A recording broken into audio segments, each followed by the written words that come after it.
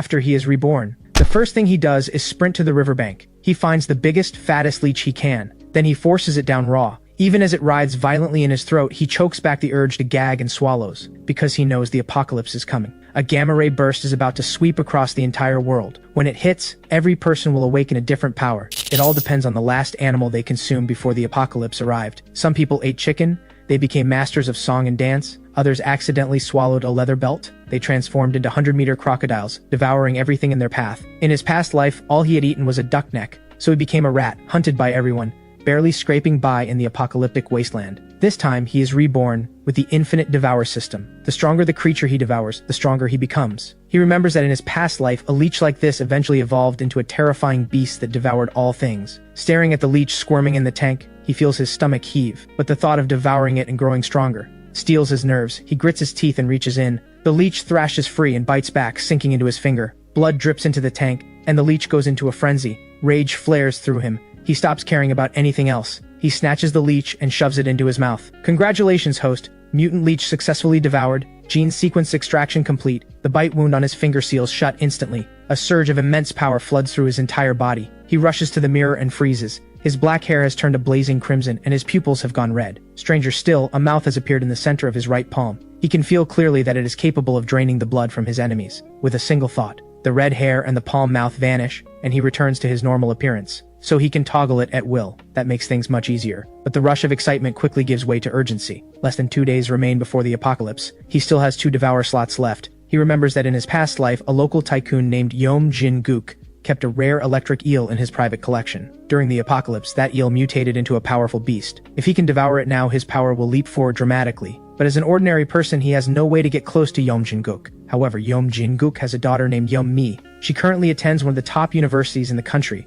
She keeps a low profile. Every day after class, she walks to the park behind the campus to take her car home. So that day, Kang Ho arrives at the park early, and sure enough, spots Yom Mi. Just as Yom Mi walks toward a Rolls Royce, he shouts, "Kidnapping!" Yom Mi's expression stays completely calm, but her 3 bodyguards are furious. The lead bodyguard draws a baton and charges. Kang Ho drops him with a single casual punch. The other 2 bodyguards and Yom Mi all stand there, stunned. He walks up to the car and kicks the Rolls Royce a full 8 meters across the pavement. In the face of absolute power, resistance is pointless. He walks up to Yom Mi. Yom Mi forces herself to stay composed. "Are you here for the money?" she says. "Or for me? Call your father, Yom Jin Gook. Tell him to bring the rare electric eel from his collection." Yom Mi is baffled. The kidnapper wants no money, no hostage, just a fish. She makes the call with a puzzled look. On the other end, Yom Jin Gook explodes with fury. "What? Someone actually dares to threaten you here? I'm sending people right now." He contacts the military while ordering his driver to go home and retrieve the eel. Half an hour later, armored vehicles surround the park. Yom Jin Gook steps out and tosses a briefcase across. Kang Ho opens it, reaches in and grabs the electric eel. Right in front of everyone, he swallows it alive. The crowd stands speechless. That eel carries enough voltage to kill a bull, and he just swallowed it whole. Electric eel gene sequence extraction complete.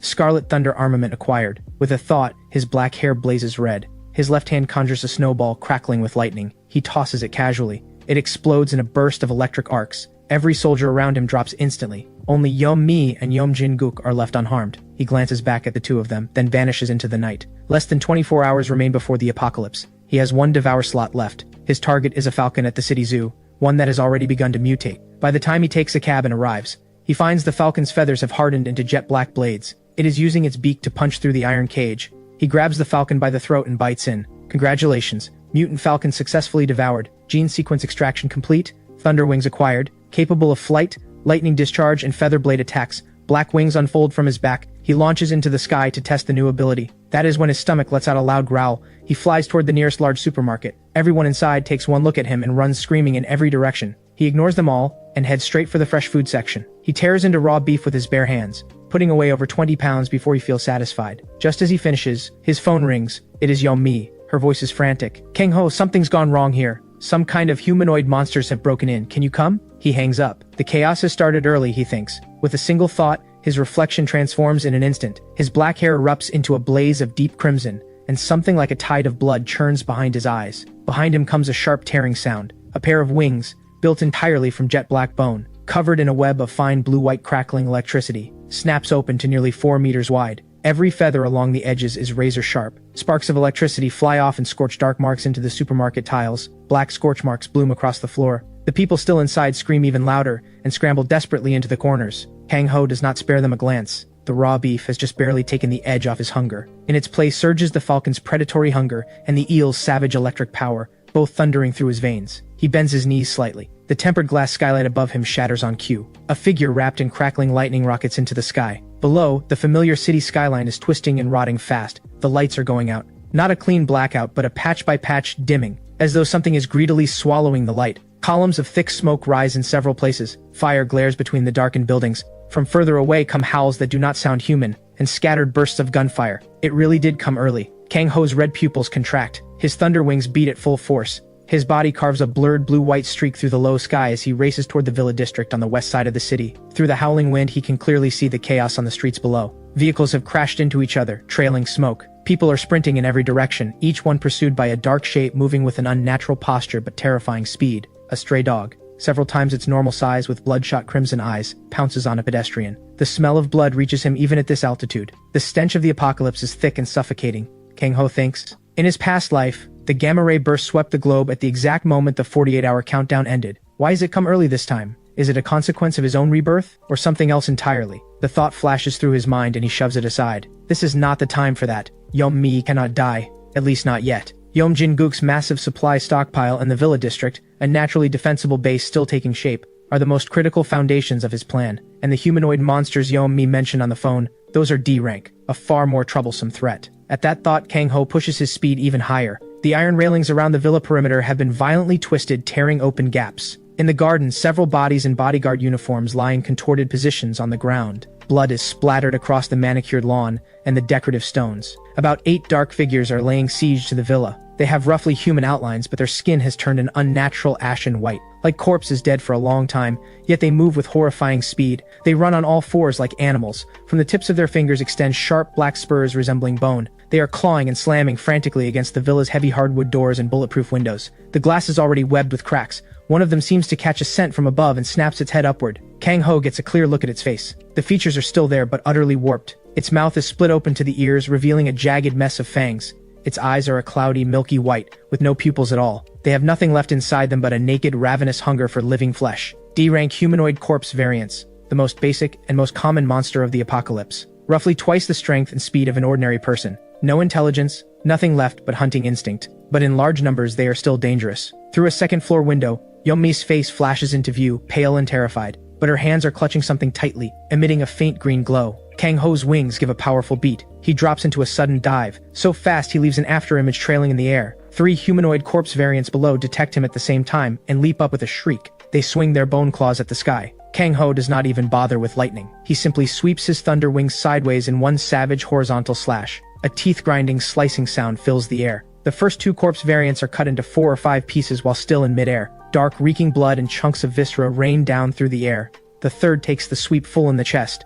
Its entire torso caves in, every bone shattered. It drops back to the ground like a burst sack. It twitches twice and goes still. D-rank humanoid corpse variants eliminated. Kang Ho lands in front of the villa entrance. His wings fold but do not fully retract, spreading slightly open behind him. The arcing electricity lights up his crimson hair and red eyes. His face, flecked with dark blood, makes him look like a demon god descended upon the earth. The remaining 4 corpse variants are shaken by the instant death of their companions. They freeze for a brief moment. Kang Ho's monstrous combat power has triggered something in them, a sense of fatal threat. The villa's front door suddenly cracks open from inside. A middle-aged bodyguard shouts, "It's dangerous out there, get in here!" Before the words fade, the 4 corpse variants, triggered by the sound of live prey, roar and charge again. This time their targets include both Kang Ho and the bodyguard behind the door. Kang Ho thinks, perfect time to test the new equipment. With a thought, the palm mouth in his hand generates a sudden invisible suction force. The 2 corpse variants at the front shudder violently. Beneath their ashen skin, countless tiny droplets of blood respond to a terrible summons and burst through the surface. They form 2 thin streams of blood,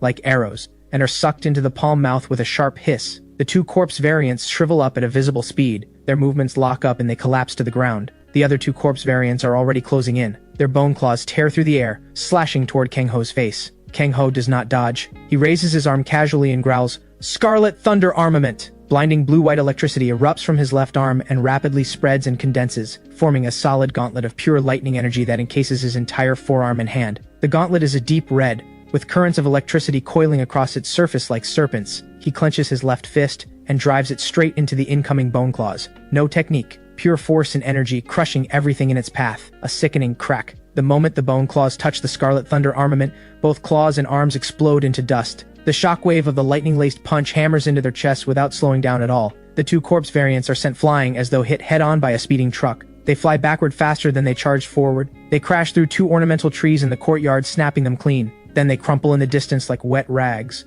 A charred hole gapes in each of their chests, edges still crackling with electricity. The survivors watching through the door crack and windows inside the villa fall completely silent. Only the sound of heavy, terrified breathing and the crackling of distant flames remains. Kang Ho shakes out his hand. The Scarlet Thunder armament dissolves into scattered sparks and fades. He looks at the bodyguard, standing there frozen like a statue. The bodyguard jolts back to his senses and quickly pulls the heavy door fully open. Inside, the villa is a wreck. Much of the luxurious interior has been smashed. Blood stains the floor. Two bodyguards lie dead. Including the one who just opened the door, only 3 bodyguards are still alive. All 3 are wounded, huddled behind the stairs and furniture, hands trembling around their guns. Yeom Jin-guk is leaning against a pillar in the living room. A gash runs along his arm and he is wrapping it with a strip torn from his shirt. His face is pale, but his eyes stay relatively steady. When he sees Kang Ho walk in, crimson-haired, red-eyed, with black lightning wings spread behind him, his pupils contract sharply. His lips move, but no sound comes out. Yeom comes running down from the second floor. Her hair is disheveled and her face is even paler than it was at the window.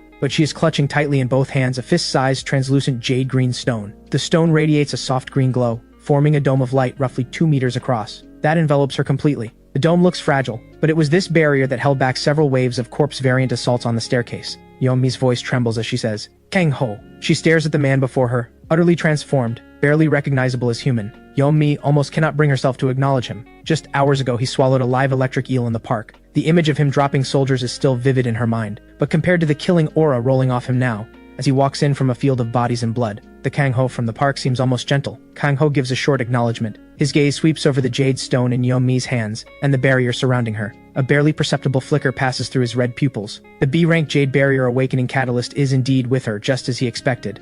And because the apocalypse came early, it appears to have already partially activated. Yeom Jin-guk says, "Did you kill all the monsters outside?" "Yes," says Kang Ho, "but this is only the beginning." He walks to the wide floor-to-ceiling window and looks out at the city, dark again but filled with screams. The gamma ray burst, or whatever it is that did this to the world, has already hit ahead of schedule. Every living thing on the planet, humans included, is mutating. What you just saw were the lowest tier corpse variants. Far stranger and far more powerful things are still to come. His words land like ice water. The last 3 surviving bodyguards go completely white. Yeom Jin-guk is a man who has seen a great deal of the world. He takes a deep breath and forces himself calm. What do we do now? Having witnessed Kang Ho's inhuman power and the hellish scene around them, Yeom Jin-guk understands clearly that money and power no longer mean anything. Strength is the only rule now. Kang Ho turns around. In the dim interior, his red eyes seem to glow. How is the villa's defense? The core structure is reinforced concrete, with steel plate reinforcement at critical points. The windows are custom bulletproof glass. They barely held just now. There is an independent diesel generator and fuel tank. The basement has an emergency shelter with some food and water,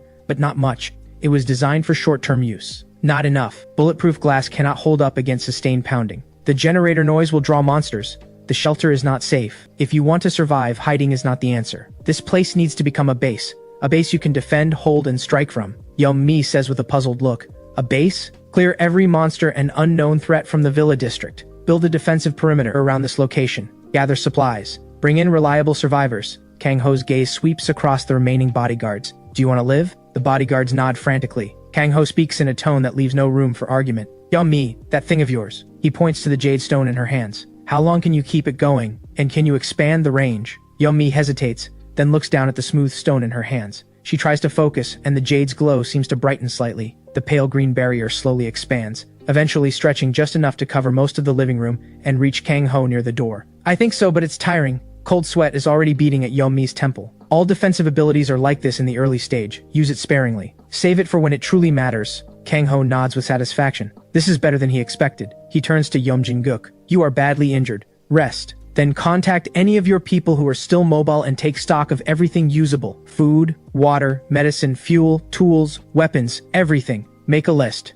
Yeom Jin-guk grits his teeth and nods. Understood. Kang Ho points to the bodyguard who opened the door, the one with the lightest injuries. What is your name? The bodyguard straightens up. Li Wu. Take your weapons, all 3 of you, follow me. Kang Ho says nothing more and walks straight out the door. The jet black wings spread open once again. Li Wu and the other 2 bodyguards exchange a glance. They see the fear in each other's eyes, but deeper than that, the will to survive. They quickly gather the weapons scattered on the floor, mostly handguns and shotguns. Then they follow the figure that looks equal parts demon and god. Outside the villa, the smell of blood is even thicker. Kang Ho stands in the courtyard, his red eyes faintly luminous in the dark, like a predator built for blood. He tilts his head slightly, picking up faint sounds on the wind. Screeching, chewing, the furtive scrape of something crawling. Kang Ho's voice is cold. Two behind the bushes on the left. Li Wu, take care of them. Li Wu shudders with fear, but he raises his shotgun and signals to the other two with his eyes. They are professional bodyguards after all. With weapons in hand, their training kicks back in. They advance on the bushes in a careful triangle formation. Sure enough, two smaller corpse variants that had been lurking burst out. Gunshots ring out, sharp and jarring in the still night. The first shot misses. The second blows apart one corpse variant's shoulder, but it is not enough to put it down. The variant staggers, then keeps charging. Kang Ho snaps. Aim for the head. Li Wu reacts immediately. At close range, he fires directly into the corpse variant's face. Foul liquid erupts. The variant drops. The other one is riddled with bullets by the other two bodyguards. Kang Ho glances at the system notification. It reads, assisted kill, rewards halved. Still, something is better than nothing. He needs to accumulate evolution points quickly and push his current abilities to max level. Just then, something on the side of the villa to the right appears to be chewing on a corpse. It is a mutated wolf dog, nearly double its normal size. Fangs bared, saliva dripping. It is gnawing at the body of a dead bodyguard. It senses the movement, fixes them with bloodshot crimson eyes, and lets out a threatening growl. Kang Ho's speed explodes. He appears at the wolf dog's side in an instant. He stiffens the fingers of his right hand into a blade, coats them in a faint layer of electricity, and drives them forward. His hand knife punches straight through the wolf dog's temple and out the other side. The wolf dog lets out a whimper and goes limp. Level 1. Weaker than even the humanoid corpse variants. So animal mutations have their own ranking too. Over the next hour, Kang Ho leads the three bodyguards. In a bloody sweep of the area surrounding the Yom family villa, they encounter more corpse variants, mutated cats and dogs, even a grotesque fish that crawled out of a swimming pool, its body covered in pustules and writhing tentacles. Kang Ho hangs back for most of it, only stepping in at critical moments, or he uses the palm mouth to drain the weaker creatures from a distance. It builds the three bodyguards' courage and teamwork, while giving him a steady stream of evolution points. The three bodyguards go from trembling with fear, to gradually finding their footing, then to coordinating well enough to take down isolated corpse variants on their own. When they reach an unoccupied villa next door, they hear a faint cry for help. In the underground garage, a middle-aged couple and a teenage boy are huddled inside an SUV. Outside the car, three corpse variants are furiously pounding on the windows. The glass is on the verge of giving way. Kang Ho casually flicks three thunderwing feathers that pierce clean through all three corpse variants' skulls with perfect precision. The rescued family of three is overwhelmed with gratitude. Li Wu escorts them back to the Yom family villa. As the sweep expands and the gunfire draws attention, 7 or 8 more survivors are found hiding in garages and storage rooms of nearby villas and brought back. Among them are villa residents, gardeners, and cleaners. By the time Kang Ho returns to the Yom family villa, nearly 20 people have gathered in the living room, every face etched with panic. But when they see Kang Ho's terrifying appearance and the 3 armed bodyguards behind him, everyone instinctively shrinks back and falls quiet. Yom Jin-guk has had his arm properly bandaged. He is holding a tablet, his expression grave as he records something. Yom Mi sits beside him. The jade stone is still in her hands. The barrier has shrunk to cover only her and Yom Jin-guk. Her face is pale, a sign that her mental energy has been drained. Mr. Kang, we have done a preliminary inventory of the food. Mostly premium ingredients from the villa's storage along with drinks and the kitchen's grain supplies. Used carefully, it can feed 30 people for about 2 weeks. For drinking water, there is an independent deep well and purification system.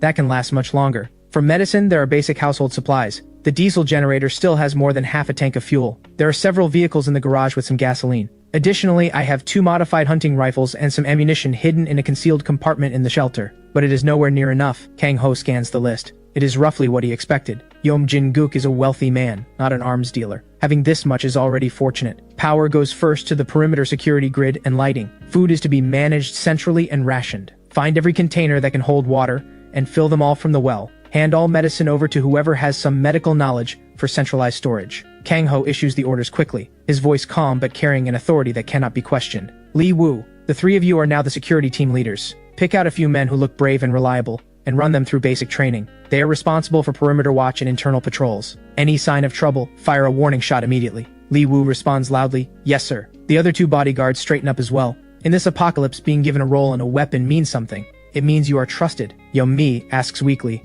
Kang Ho, are we safe here now? Kang Ho walks to the window and looks out at the distant dark, filled with rising and falling howls and occasional bursts of flame. There is not a trace of ease in his red eyes. This is just a ripple before the storm. The real darkness has not fully arrived yet. He turns around and looks across the living room at the faces, each one frightened, lost, and quietly hoping. This place is only a temporary shelter. Hiding alone is not enough if you want to survive. Starting tomorrow, we organize teams to venture out and gather more supplies, especially weapons, medicine, and fuel. and we need to build stronger fortifications. Some faces show fear, but in more eyes than not, a faint flicker of hope ignites. At least there is someone strong here. At least there is a plan that seems real. At least here, they have a chance to live. Kang Ho says, "Everyone find a place to rest. Stay alert. Tonight we rotate in 3 watch shifts." The crowd finds corners to settle in without complaint. Yeom Jin-guk directs people to distribute small portions of food and water. Kang Ho walks to one of the villa's less damaged guest rooms. He closes the door. He needs to assess his gains and plan his next stage of evolution. With a thought, the system interface unfolds before his eyes. System notification: Kang Ho. Status: healthy. Devoured genes: mutant leech, B rank potential. Rare electric eel, C rank potential. Mutant falcon, C rank potential. Current abilities: basic regeneration, basic constitution enhancement. Palm mouth absorbs blood energy and converts it into evolution points. Scarlet thunder armament, level 1, capable of forming a lightning gauntlet. Weapon strength: standard. Thunder wings, level 1, capable of flight and feather blade attacks. Strength: standard. Passive lightning manipulation, level 1, basic lightning discharge. Evolution points 1768. Note: core Devour slots are exhausted. All future evolution relies on evolution point upgrades and ability fusion. Most of the 1768 evolution points came from monsters killed near the supermarket and during the Villa District sweep. His core Devour slots are gone. This means he can no longer acquire entirely new base abilities by devouring core creatures. All future strengthening will depend entirely on upgrading existing abilities with evolution points and fusing them together. Kang Ho thinks silently. System: upgrade Scarlet Thunder Armament and Thunder Wings. Prioritize level advancement. 500 evolution points consumed. Scarlet Thunder Armament upgraded to level 2. Lightning condensation speed increased. Defense and attack power enhanced. Can now partially cover the body. 500 evolution points consumed. Thunder Wings upgraded to level 2. Flight speed and agility increased. Thunder Feather strength and range improved. Short burst acceleration now available. 768 points remain. Kang Ho thinks it over and decides not to upgrade further. He needs to keep some evolution points in reserve for emergencies, and he has a vague sense that ability fusion may matter more than raw upgrades, though he has not yet met the conditions for it. Just as he is about to close the system interface, something at the very bottom of the display catches the corner of his eye. A line of extremely small, semi-transparent text has appeared there, something that has never shown up before. High energy fluctuation detected. High-risk energy tide anomaly. Associated entity: Yomi. The text flickers once and disappears. Kang Ho's brow slowly creases. A high-risk energy tide. Could the early arrival of the apocalypse be connected to this? The awakening of Yomai's jade barrier is apparently not as simple as it seemed. Outside the window, far across the horizon, something indescribable seems to stir within the darkness that has swallowed the stars and the moon. The night is still very long, and deep within the streets beyond the villa, shrouded in darkness and stained with blood, stranger changes are taking root. A mutated cockroach the size of a millstone, its shell gleaming with a metallic sheen, crawls slowly across a shattered shop window. From the sewers below comes a skin-crawling chorus of countless things skittering in the dark. In the morgue of a hospital somewhere, a cold metal drawer is slowly pushed open from the inside. Kang Ho draws his thoughts back in. His red eyes return to stillness. Whatever caused the apocalypse to come early, whatever secret Yomi is still hiding, what he needs to do right now is survive, and grow stronger than any monster, stronger than any enemy that stands in his way. He sits cross-legged on the floor. He begins to actively guide the power inside him, the force drawn from 3 mutated gene sequences, willing it to circulate and blend more smoothly. The palm mouth opens and closes without a sound, as though it too is hungry for fresher, richer prey. Inside and outside the villa, the only sounds that remain are suppressed breathing, the distant muffled sounds of unknown things, and the slow opening of countless bloodshot, hunger-filled eyes in the dark. The first night of the apocalypse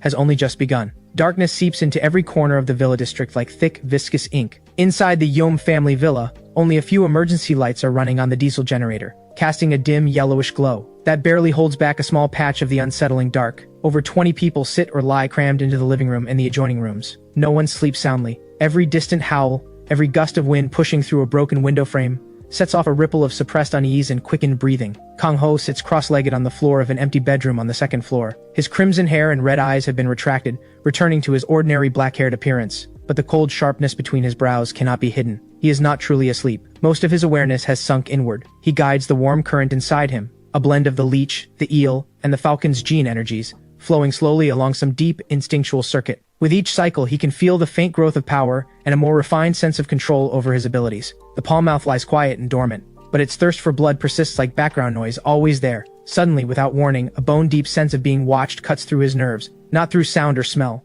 Something more primal, a cold malice brushing the edge of his perception. This awareness comes partly from the falcon gene's razor instincts. and partly from the Infinite Devour System's silent alert to high-energy life forms nearby. His eyes snap open.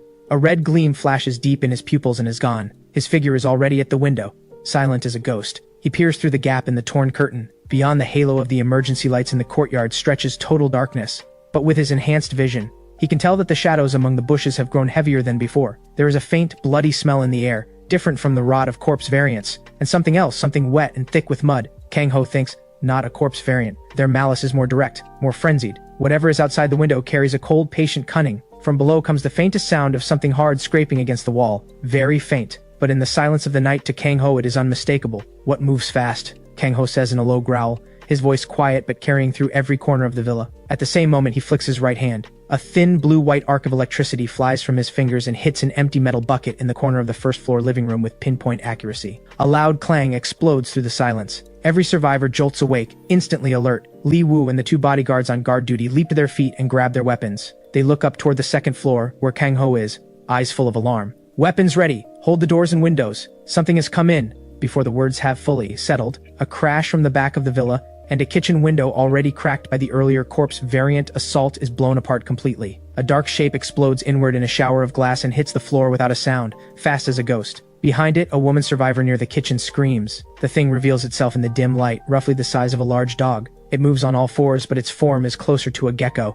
Its body is coated in something slick and viscous, dark green scales that nearly blend into the surrounding shadows. A thick, long tail whips back and forth. Most horrifying of all, its head has no eyes, only a massive mouth split nearly all the way to the back of its neck, lined with dense rows of hooked fangs, dripping with thick saliva. Its limbs do not end in claws. Instead, they have suction cup-like structures, the very things that let it cling to the outer wall without making a sound. Open fire! Li Wu's skin is crawling with fear, but he remembers Kang Ho's orders. He raises the shotgun and fires at the creature. The blast mostly hits the kitchen cabinet, sending wood chips flying. The creature is blindingly fast. The moment Li Wu pulls the trigger, it is already gone. Only a few pellets graze its scales, sparking off without penetrating. Can't pierce the scales! Aim for the mouth! Hit the joints! Kang Ho's voice comes from the top of the staircase. He has not moved yet, watching with cold, calculating eyes. He has seen this type of creature in his past life. Designation, Stalker, C rank, specializes in ambush and stealth attacks. Its armored scales offer solid resistance against standard handgun rounds. Fast. Bite force is enormous. But low intelligence. Attack patterns are predictable. The stalker dodges the shot, apparently enraged. Its thick tail whips out and sends the dining table crashing over. Then its hind legs coil. It launches like a compressed spring, straight at the nearest male resident, who is clutching a golf club as a weapon. That is when Kang Ho moves. 3 feathers crackling with blue-white electricity streak down from the second floor, like precision sniper rounds. They cut off the stalker's attack path completely. The stalker's danger instincts are razor-sharp. Mid-leap, it wrenches its body sideways and avoids the 2 feathers aimed at its head and heart. But the 3rd feather finds its mark, punching clean through the relatively vulnerable joint of its right hind leg.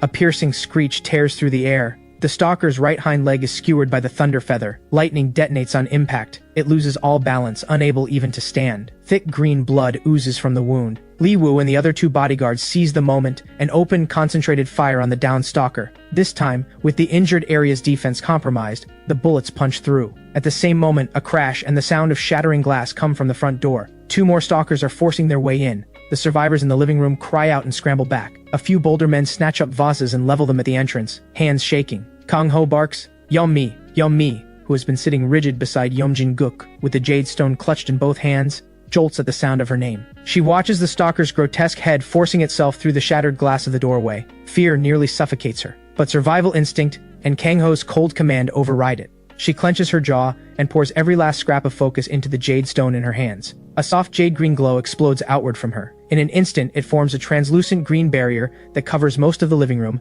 sealing off the front entrance. The barrier looks thin, but it holds with surprising toughness. The 2 stalkers forcing their way and slam headlong into the jade barrier. They bounce back as though hitting an invisible rubber wall. Now, Kang Ho vaults from the second floor. Mid-air, his thunder wings snap open with a thunderous crack. The jet black bone and dancing electricity make him look like a thunderbird descended from the sky. He does not attack with the wings. Instead, he uses the momentum of his drop. His right fist clenches, the scarlet thunder armament floods up his entire arm, and savage lightning condenses in the force of the punch. He drives the punch straight down onto the stalker that is struggling to rise from its bullet wounds. The blow connects with the stalker's skull. The scales that shrugged off small caliber rounds collapse and shatter like wet paper under the condensed lightning and the force of the drop. A mess of fragments sprays outward. The headless stalker twitches twice and goes still. Kang Ho does not stop. His wings beat once. He lunges toward the two stalkers still dazed from hitting the barrier. They are just coming back to their senses. The moment their vision clears, all they see is a fist crackling with lethal electricity, rapidly filling their world. Two heavy thuds, mixed with the crack of shattering bone and the explosion of lightning. Both stalkers are sent flying and slammed to the floor. A strange smell, charred and bloody all at once, spreads through the living room. Silence falls again. The only sounds are the heavy breathing and chattering teeth of the survivors. Li Wu and the others grip their overheated gun barrels. They stare at the three grotesque corpses by the entrance. Then they look at Kang Ho, wings folded, looking as unbothered as if he had just swatted a few flies. Awe spreads through Yeonmi's chest like wildfire. Yeonmi's face is white as paper. The moment Kang Ho finished the last kill, she lost the strength to hold the jade barrier. She staggers, merely crumpling to the ground. Yeom Jin-guk catches her just in time. The jade stone in her hands has dimmed considerably. Check for casualties, patch the doors and windows, drag the bodies outside and dump them far away. Clean up the blood. The smell will draw more monsters. Kang Ho's voice is completely calm, as though what just happened was a minor inconvenience. But his eyes linger on the three stalker corpses, especially on their distinctive suction cup feet and their scales. Stalkers are typically aquatic or amphibious mutants. They prefer damp environments. The nearest water source in this area is the ornamental lake inside the Villa district, and further out, a branch of the old moat. They operate in groups with basic hunting coordination, but they do not usually stray far from water, and they do not normally attack proactively. A place with this much light and the scent of people would register as a threat to them, not prey. Their presence here means something stronger has driven them out of their territory. Kang Ho walks to the broken window. He stares out into the deep dark. His red pupils contract slightly. Not far from the Villa district, the ornamental lake that should be still and silent is sending out the faint, unmistakable sound of something disturbing the water beneath the dark. Mr. Kang, what do we do now? Yeom Jin-guk finishes steadying his daughter and walks over to Kang Ho. His face is still pale, but far more composed than before. He still has the tablet in hand. Increase the watch, especially on the side facing the water. Those monsters came from over there. Kang Ho points toward the ornamental lake. Have someone board up every ground floor window from the inside, leave a few narrow observation slots, barricade the front door with heavy furniture. From now on, everyone uses rope ladders to move between floors. Yeom Jin-guk notes it all down immediately and turns to give the orders. After what they just witnessed, no one dares question a single word from Kang Ho. Everyone moves fast. Kang Ho stops him. At first light, organize teams to prioritize scavenging tools and building materials from the nearby villas, especially hardware, timber, and metal. We need to turn this place into a proper fortress as quickly as possible. Also, find out if anyone here knows electrical work, construction, or has military experience. I will ask right now. Kang Ho walks back to the center of the living room. The three stalker corpses have already been dragged outside by Li Wu's team. Kang Ho looks at the survivors, still shaken, but with something different now in their eyes. He speaks. Tonight was nothing. In this world, monsters like these are everywhere. Far worse things are coming. If you want to survive, hiding and being afraid will not be enough. He pauses. His gaze passes over the men who found the courage to pick up weapons earlier. Starting at dawn, anyone willing to take up arms, learn to fight, and join the scavenging and defense teams gets an extra food ration. They get priority protection as well. Those who only want to hide get half rations. The rest is up to fate. Kang Ho does not force anyone, but the choice is clear. It is a brutal method, but it works. A ripple of unease moves through the crowd. Some lower their heads, some look torn. A few of the younger, stronger men show hesitation on their faces, but it slowly hardens into resolve. Kang Ho says nothing more. He turns and heads back upstairs to rest and process the evolution points from the fight. Kang Ho, it is Yeom-mi. She walks over, supported by Yeom Jin-guk. Her face is still pale, but her eyes are clearer now, less afraid and more complicated, something between awe and confusion. She opens her palm. The jade stone rests there quietly, but looking closely, extremely fine threads of green light seem to drift and coil inside it, more alive than before. When I used it just now, I felt something else. Yeom-mi speaks haltingly, searching for the right words. Not sight, not sound, more like a vague sense of something. I could feel the malice from those monsters. It was cold. She looks at Kang Ho with a puzzled expression. And when you use the lightning, I could feel a faint pulse from it too. Very faint, but completely different from the monsters. Much stronger. I cannot really explain it. A quiet alarm goes off inside Kang Ho. Yeom-mi's awakening is more complex than he thought. The Jade Barrier is not just a defensive ability, it seems to carry a rudimentary capacity to sense energy and intent. This was never mentioned in any intelligence from his past life. Is it because she awakened early, or something else entirely? Kang Ho keeps his expression even. Your ability is growing, that is a good thing. Practice, get used to the feeling. When it matters most, it could save your life, and conserve your mental energy. Do not drain yourself so easily. With that, he turns and heads upstairs,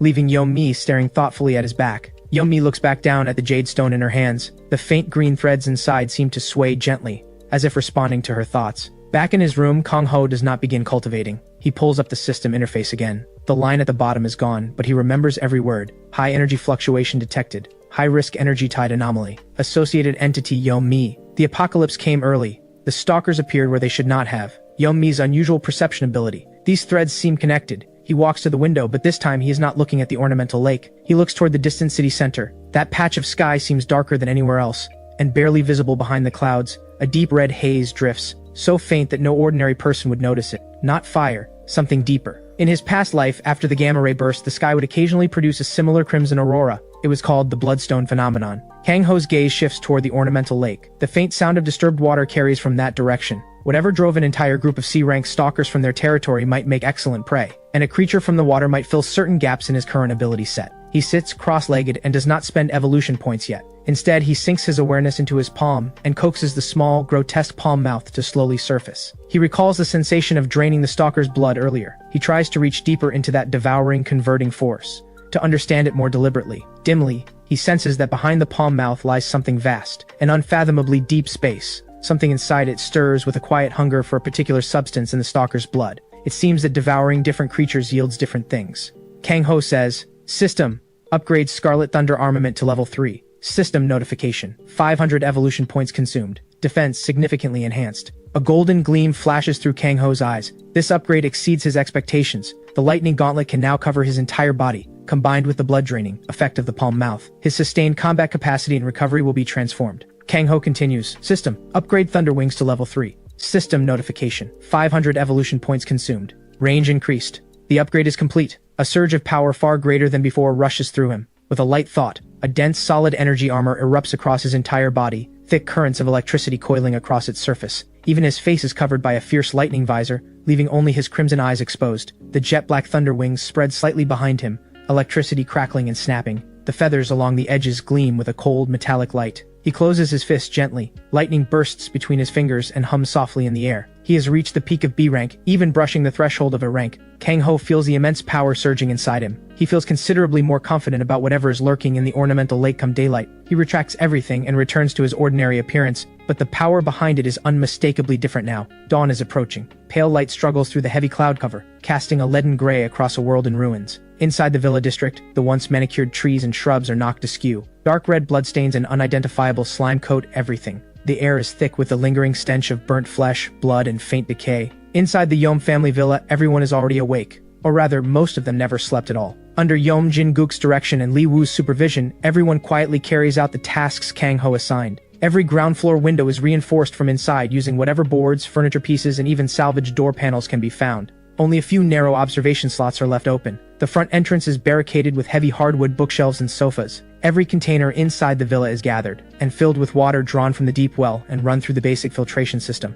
In the kitchen, 2 women who were formerly household staff cook a large pot of rice porridge under Yomi's supervision using what little food stock remains, mixed with some canned goods and scraps of meat. Food must be rationed. That is what Kang Ho said. Kang Ho stands on the second-floor terrace of the villa, looking down over the courtyard coming into view and the silent cluster of villas beyond. He is at peak condition. The fully upgraded Scarlet Thunder armament and Thunder Wings fill him with the confidence to tear through anything. But reason tells him the danger hiding beneath the stillness may be greater than anything he imagines. Li Wu's voice comes from behind him. Mr. Kang! His face carries exhaustion, but his eyes are considerably steadier than yesterday. Everything is ready as you ordered. 9 people are willing to join the combat and scavenging teams, including my 2 partners. As for tools, all we found are a few axes, some iron pipes, a few kitchen knives, and a pair of scissors. He shakes his head helplessly. It is enough, says Kang Ho. Pick 4 of the sharper, braver ones, arm them with the fire axes and iron pipes, and come with me. The other 5 hold this position. Yomi needs time to recover. Do not have her raise the barrier unless absolutely necessary. Save her energy. Li Wu straightens up. Understood. Kang Ho's gaze passes over the foul smears left in the courtyard where the 3 stalker bodies were dragged away. He points toward the center of the villa district. Those monsters last night came from the ornamental lake over there. A sizable stretch of water is visible from here, reflecting a dull glimmer beneath the gray morning sky. Li Wu's expression tightens. There might be more monsters in the lake. Kang Ho turns and heads downstairs to gather the team. Move out in 5 minutes. We check the lake first. 5 minutes later, Kang Ho leads Li Wu and the 4 selected men out of the villa. Among the 4 is the man who had the golf club earlier, Zhao Jiangguo, owner of a small company, a broad-shouldered gardener called Old Joe, a sharp-looking young security guard called Xiao Chen, and a quiet, steady-eyed middle-aged man called Old Wu, who served in the military for several years. Each holds a crude weapon. Their faces carry a mix of fear, tension, and a threat of grim resolve. Kang Ho says quietly, "Stay alert, spread out, watch the water surface and the grass along the bank." At the same time, with the faintest thought, an almost imperceptible layer of lightning energy settles across his skin. This is the base application of Level 3 Scarlet Thunder armament, providing fundamental physical and energy protection. The 5 men behind him immediately tense up, advancing slowly back to back with eyes wide open, scanning every corner where danger might be hiding. Glug, glug, glug. A chain of massive bubbles suddenly erupts from the center of the lake. Kang Ho's eyes sharpen. He raises a hand and the team stops. A thunderous splash. A tentacle, as thick as a barrel, coated in dark green slime, rips out of the lake's center and bursts into the air. It cracks through the air like a massive whip, aimed straight at the bank where they stand. The tentacle is nearly 8 meters long. Its tip does not end in a sucker, but splits open like a flower, revealing a dense spiral of razor-sharp bone spines inside. The sight alone makes skin crawl. Kang Ho murmurs, "Nasty," but he does not step back. He steps forward. His right arm is instantly encased in the deep red Scarlet Thunder armament, thick currents of electricity dancing across it. He does not dodge. Behind him are 5 ordinary people who are barely holding together. He needs to crush the monster head-on and establish absolute authority, and to test the power of Level 3 Scarlet Thunder armament. The lightning-wrapped fist and the slime-covered, spike-tipped tentacle collide with a thunderous impact. A deep thudding crash mixed with the explosive snap of detonating electricity. The hard ground beneath Kang Ho's feet cracks and sinks. The tentacle is blasted upward by the savage lightning force. Several of the bone spine petals at the tip are blown apart. Slime and dark green blood splatter across the grass, hissing as they eat into the ground. The tentacle recoils in pain and whips back into the water, but the fight is far from over. Splash after splash, 3 more tentacles of the same size burst from different directions. One sweeps low at his legs. 2 more converge from the left and right. The coordination is precise. Every avenue of evasion is sealed off. At the same time, in the churning center of the lake, a massive shadow is rising fast. B rank. A flicker of excitement passes through Kang Ho's red eyes. No wonder it drove an entire group of C-rank stalkers from their home. Facing 3 tentacles closing in at once, he stops holding back. The jet black bone wings crash open, electricity erupting in a violent blaze. Kang Ho's wings beat hard. His body rockets straight up, easily clearing the 3 tentacle stranglehold. In midair, he opens his right hand. A lightning spear 2 meters long, formed entirely from highly condensed lightning energy,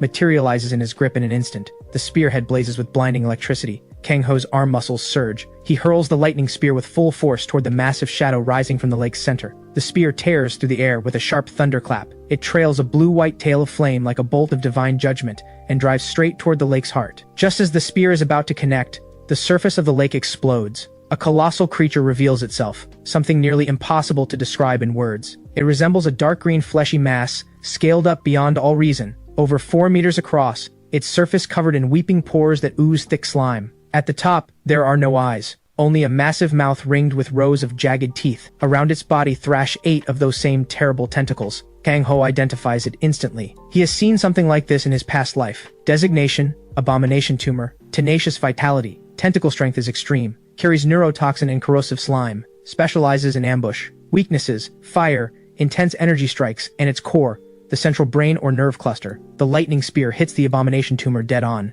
A burst of blinding electricity detonates on impact. The smell of burning flesh floods the air. The Abomination Tumor lets out a roar of pain and fury. A charred crater opens where the spear struck. Slime and shredded tissue spray outward as the wound strains to close, and simultaneously a tentacle drives toward Kang Ho in the air from a different angle, so fast it leaves a ghostly trail. 2 more tentacles sweep low along the ground, cunning and targeted, aimed at Li Wu and the others on the bank, who are frozen with terror. A 4th lashes across every path Kang Ho might take to dodge. Kang Ho shouts to Li Wu and the others, "Scatter! Find cover!" His thunder wings blaze with electricity and his speed spikes. He executes a mid-air direction change that seems to defy physics, narrowly evading the tentacle bearing down on him. At the same time, his left arm ignites with the Scarlet Thunder armament. He drives his fist out and beats back 2 more incoming tentacles. But the Abomination Tumor is clearly not unintelligent. The 2 tentacles targeting Li Wu and the others are the real killing blow. They cut off every escape route. Li Wu and the team are a heartbeat from being crushed or swept away. Then, a slightly thin but stubbornly tough jade-green barrier surges up in front of them. Both tentacles slam into the jade barrier. The barrier ripples violently, its glow flickering on the edge of collapse. Fine cracks even appear along the edges, but it does not break. It is Yom Mi. She followed them out without anyone noticing, and is now crouched behind a large tree, her face even paler than before, both hands locked around the jade stone.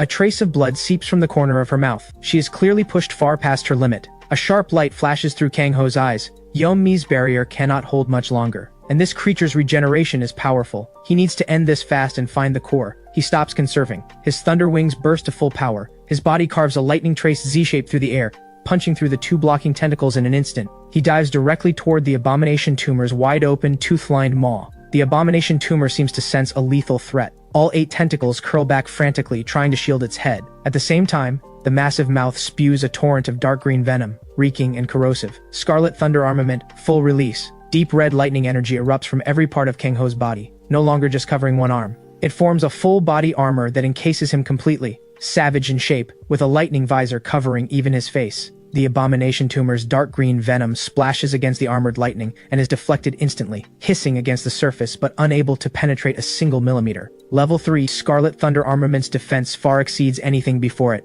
Now, Kang Ho accelerates, speed still climbing. He ignores the tentacles wrapping around him and the unrelenting spray of venom. He drives himself like a human lightning missile straight into the abomination tumor's gaping maw, a mouth that looks like the entrance to an abyss. The people on the bank cry out, "Mr. Kang!" The abomination tumor seems to pause, as if stunned. Then its massive body begins to convulse and writhe. All 8 tentacles thrash wildly at the water in the bank, sending water and mud flying in every direction. From deep inside come muffled detonations like rolling thunder, and the horrible sound of something being torn apart and burned. Dark green and deep red light bursts from the creature's pores and mouth without stopping. The abomination tumor screams in agony. Its movements grow more frantic, then weaker. Seconds later, a massive detonation. An explosion erupts from inside the abomination tumor. Its enormous fleshy body is blown apart from within by the savage lightning force. Slime and severed tentacle segments fly in all directions, staining the entire lake bank dark green. In the center of the lake, the spray settles. A figure wrapped in deep red lightning, black thunder wings spread behind it, rises slowly from the water. Kang Ho's armored form is covered in reeking slime and shredded flesh, but it still pulses with power, completely undamaged. He extends his right hand, palm up. Resting on it is an irregular, translucent crystal, dark green and deep red energies slowly swirling inside. The system chime sounds. B-rank mutant abomination tumor eliminated. 300 evolution points acquired. Contains powerful life energy and mutant toxin. Kang Ho lands on the bank and retracts the armor and wings. His crimson hair and red eyes return to normal. He glances at the warm crystal in his hand, feeling its strange pulse, and pockets it. Then he looks at Yeom-mi, nearly collapsed and being held up by Zhao Jiangguo. He gives a slight nod. Well done. Yeom-mi manages a weak smile and nearly falls over. Li Wu and the others look at Kang Ho with the eyes of people staring at something divine. The image of him diving into the creature's mouth and destroying it from within is simply too much to process. Kang Ho pays no attention to their stares. He walks to the water's edge and looks at the lake, slowly settling but still dark and murky. He frowns slightly. The abomination tumor is dead, but the contamination in this lake does not appear to be fully cleared. Li Wu, old Wu, come with me to the island. The rest of you, escort Yeom-mi back and keep watch. The wooden bridge to the small island in the lake is broken, but that is no obstacle for Kang Ho. He grabs Li Wu with one hand and old Wu with the other. His thunder wings spread open behind him, and he flies them straight across. Zhao Jiangguo and Xiao Chen are left on the bank, watching with a mix of envy and unease. The island is small, with a pavilion in the center. The pavilion is empty, but backpacks and phones are scattered across the floor. Even a single woman's high heel. It seems someone fled here when the disaster broke out. What draws Kang Ho's attention is a hole in the center of the pavilion floor, about 1 meter across with no visible bottom. The edges are smooth, as though dissolved rather than dug. The stone and soil around the rim have turned an unnatural dark purple. The sickly sweet rot smell is coming from here. Mr. Kang, this doesn't look natural. It doesn't look like the monster did it either. It looks more like something bored its way up from underground. Kang Ho steps closer, his red pupils faintly glowing. He concentrates, and from deep within the hole comes an extremely faint energy pulse, barely perceptible, yet enough to make the palm mouth stir. Not a life force signature, more like a residue of pure energy carrying a strong taint of corruption and distortion. He thinks of the system's warning about the high-risk energy tide anomaly. Is it not simply radiation after all? Kang Ho says in a low, steady voice, "The global gamma-to-ray burst came early. Whatever this is, it's beyond what we can handle right now. Remember this location. Stay away from it." He signals the 2 men to step back. Then he channels his lightning energy, condenses several lightning spears and drives them into the earth around the hole's edge, then detonates them. A series of muffled blasts. The earth collapses inward, burying the strange hole for now. Kang Ho flies back to the bank with Li Wu and Old Wu. The immediate threat from the lake has been neutralized, but the water is heavily contaminated. Do not go near it.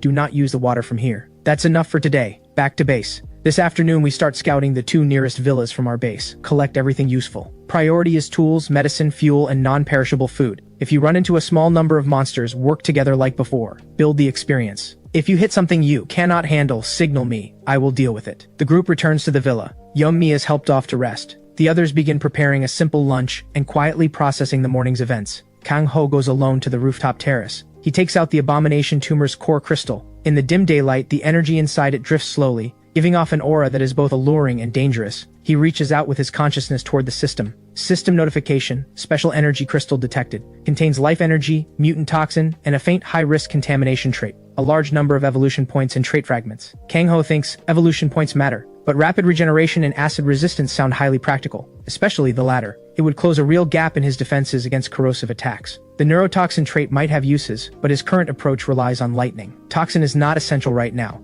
so he chooses to extract the rapid regeneration and acid resistance trait fragments. Evolution points can be earned again later. Traits that permanently enhance base constitution and resistance are far rarer. Kang Ho thinks, proceed, prioritize trait purity, strip or suppress the contamination trait. He trusts the system's ability to handle it. Two warm currents emerge. One carries a vibrant, surging vitality, the other carries a faint coolness and toughness. Both sink into his body. He can feel clearly that his existing basic regeneration has been strengthened, and across his skin there is now a barely perceptible passive resistance to acidic substances. Not bad. It is only a basic improvement, but it is a permanent enhancement to his base stats. He is about to check the system interface for the full breakdown, when his ears twitch. A rhythmic sound drifts from the direction of the distant city, something that is neither wind nor monster howl. Engine roar, not one vehicle, many. Mixed in is a deep, heavy rumble of tracks grinding over pavement. Military or some other survivor faction? Kang Ho walks to the edge of the terrace and looks out. Beneath the gray sky, several columns of dust are rising from the city's direction, moving slowly and steadily toward the villa district. Kang Ho's red pupils narrow slightly. The quiet days of scavenging are probably over ahead of schedule.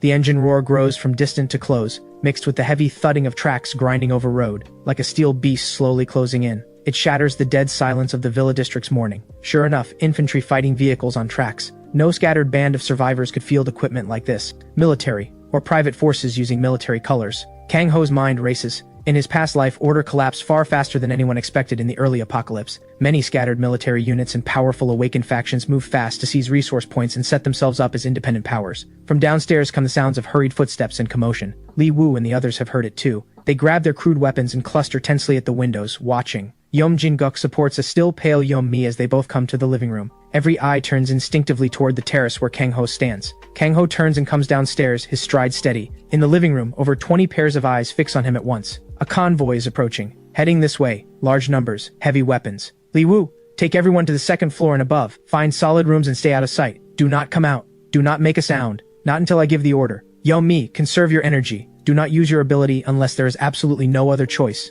Yom Jin-guk hears something in Kang Ho's tone. Whoever is coming means trouble. People who roll up to someone else's base with heavy weapons are not usually here to make friends. Kang Ho glances out the window. The lead vehicles are close enough to make out now, all painted in uniform dark green, but there are no standard military markings. Kang Ho says, prepare for a confrontation. Remember, we are one unit now. The words are cold and flat, but they hit like a shot of adrenaline, steadying the panicked crowd just enough. Under Li Wu's quiet urging, the survivors move upstairs quickly, and without a sound, only Kang Ho, Yom Jin-guk, Yom Mi, armed Li Wu, and the military veteran Old Wu remain on the ground floor. They watch through the narrow observation slots in the reinforced door. The convoy comes to a stop on the main road at the outer edge of the villa district.